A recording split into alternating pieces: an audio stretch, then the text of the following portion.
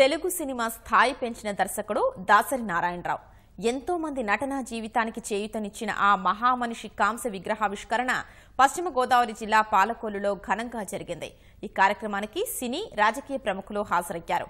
దాసరితో తమకున్న అనుబంధాన్ని గుర్తు చేసుకున్నారు. సినిమా రంగంలో చెరగని ముద్ర వేసుకున్న వారిలో దాసరిది ప్రత్యేక స్థానం. దర్శకునిగా కళామతల్లికి ఆయన చేసిన సేవలు చిరస్మరణీయం. అంతటి మహానుభావుని కాంస్య విగ్రహాన్ని ఆయన స్వగ్రామమైన పాలకొల్లులో ఆవిష్కరించారు. ఈ కార్యక్రమానికి సినీ నటులు మోహన్ బాబు, మురళీమోహన్, మంత్రి గంటా హాజరయ్యారు. దాసరి ఓ సినీ విద్యాలయమని, ఎంతోమంది జీవితాల్లో ఆయన వెలుగులు నింపారని వక్తలు కొనియాడారు. మా కుటుంబం నింతున పాలు పోసింది ఈ పాలకొల్లు ప్రజలు.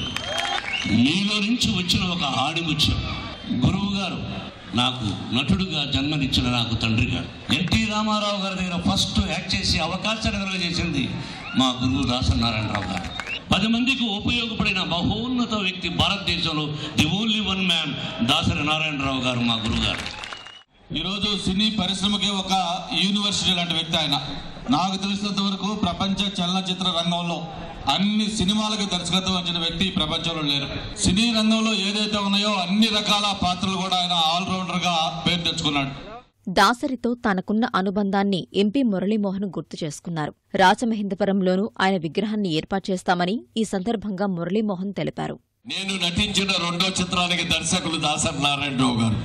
నా కృషిని చూసి, నా సిన్సియారిటీని చూసి నిన్ను పెద్ద హీరోయిన్ చేస్తా, నాది బాధ్యత అని ఆ రోజున మాటిచ్చారు.